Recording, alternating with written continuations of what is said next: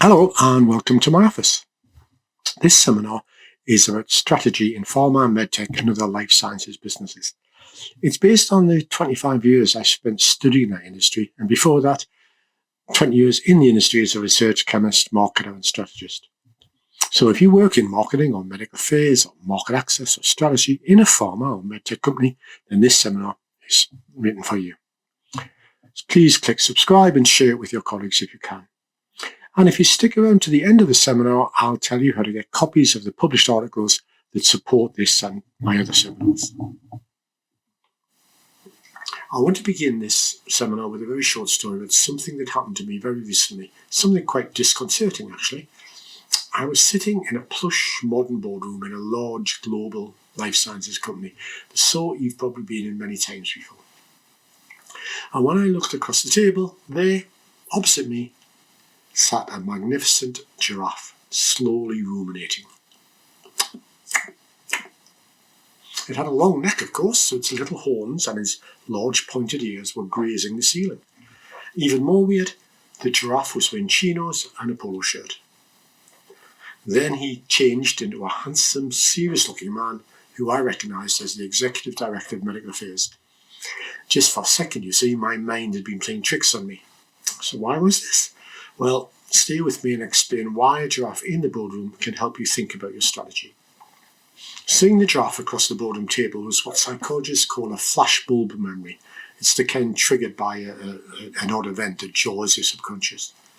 Now, the context is important to this story, but I'll disguise it because the details would make it extremely obvious which company it was and which brand was involved, and that wouldn't be ethical. So we were discussing how the company's very profitable, first-in-class product was now facing severe competitive pressure from some important market followers.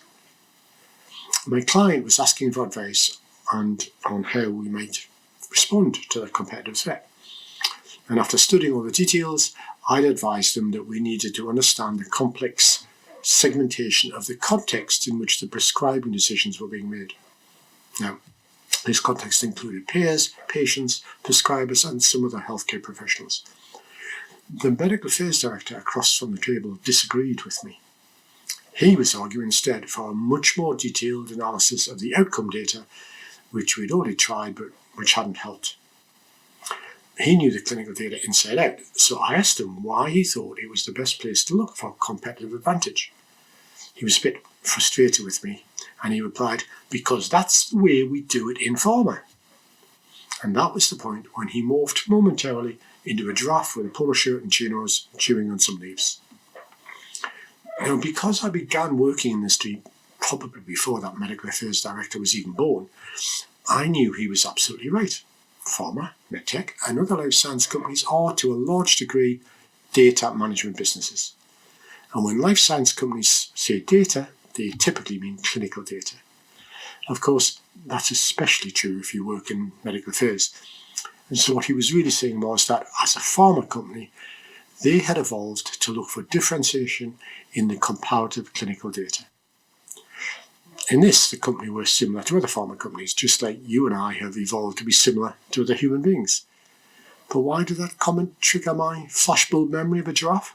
Well, giraffes are famous among evolutionary scientists for their recurrent laryngeal nerve, which goes from the skull to the larynx. But although that's quite a short distance, the nerve is 5 meters long because it takes a very indirect route all the way down the neck and back up again.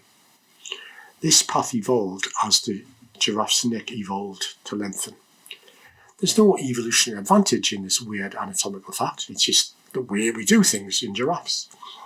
So my subconscious memory had made a link between what the medical affairs director had said, this is the way we do things in pharma, and this well-known biological quirk.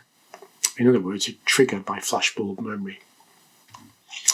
Now, this parallel between biological evolution and business evolution carries an important practical lesson for us in business.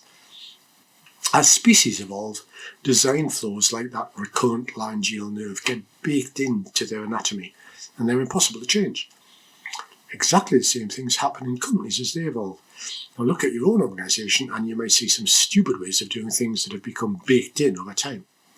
Now, one university I know has some silly rules about foreign PhD students needing to have local supervisors. And those rules were written when communication was by letter, with paper. Doesn't make sense anymore. In biology, those sorts of evolutionary quirks can't be helped, but that doesn't have to be true in business organisations. In business organisations, you can have intelligent, open-minded executives that can say, well, what worked in the past won't work in the future, and they can consciously direct the evolutionary adaptation of their firms to the changing market environment. I've helped firms do this many, many times, but in many more cases, I've seen firms carry on with saying, that's the way things are done around here, and they fail to adapt to the changing world. You've probably witnessed this way we do things around here phenomenon too. In the case of this competitively threatened firm, I did help them to adapt.